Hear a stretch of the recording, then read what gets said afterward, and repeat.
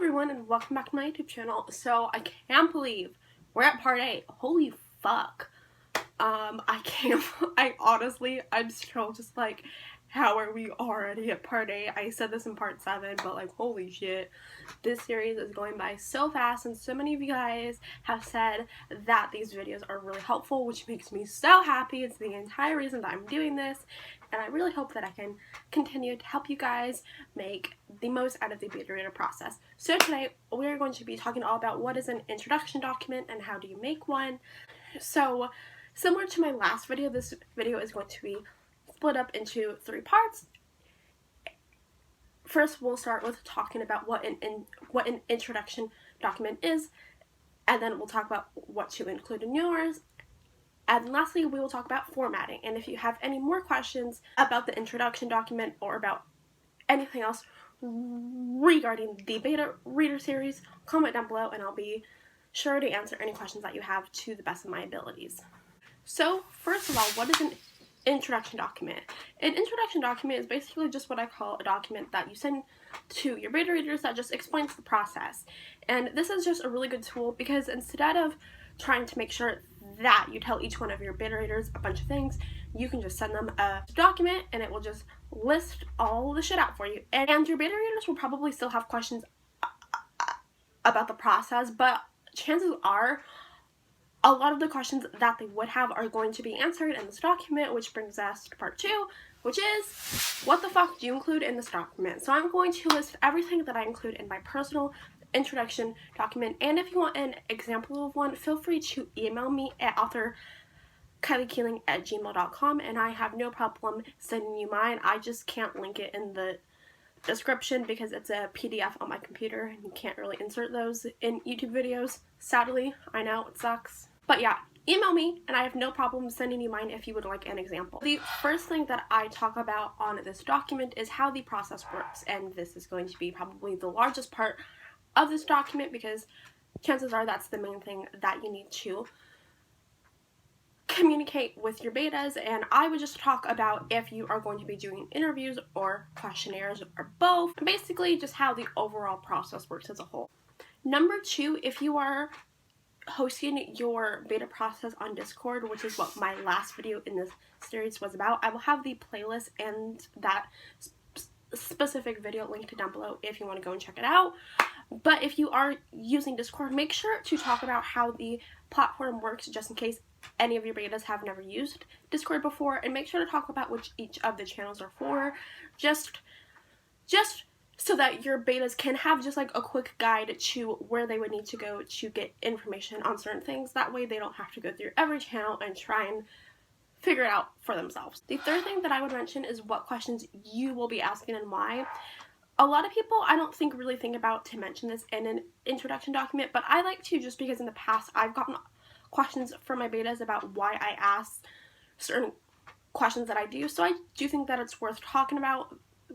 That way you won't have to explain it to your betas if they do ask. Next, I talk about my expectations because some of your beta readers will be brand new to beta reading and others will be a lot more experienced, but honestly in general you just need to lay out your expectations for your beta readers. So this could include stuff like the depth of the answers that you're looking for, how many chapters they need to read per week, shit like that.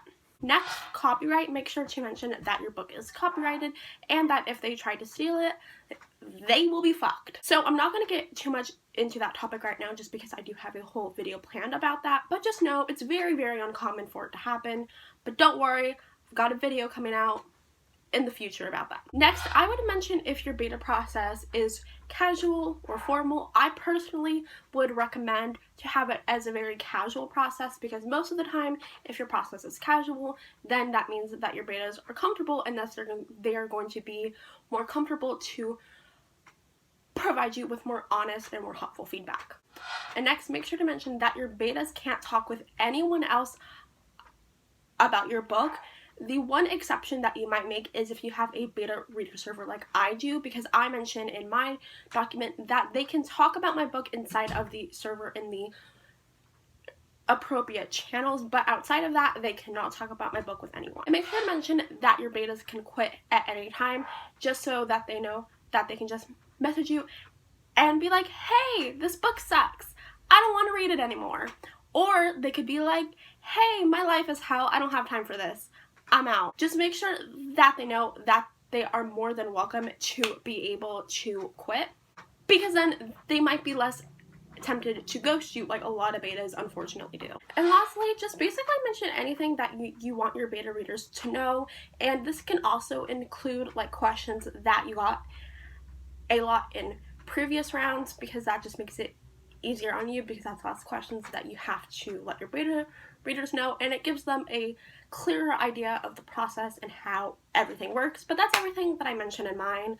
I think that it's pretty thorough, but you know, I'm a little biased. And lastly, third section of this video, which is what format should it be in. So honestly, you can format it however the fuck you want. If we're talking about how I send it to my beta readers, I saved it as a PDF over Word, and I included it in the resources channels in my Discord group. That way I wouldn't have to worry about sending it to each individual beta, because I could be like, hey, look at this channel, it has the PDF, go check it out.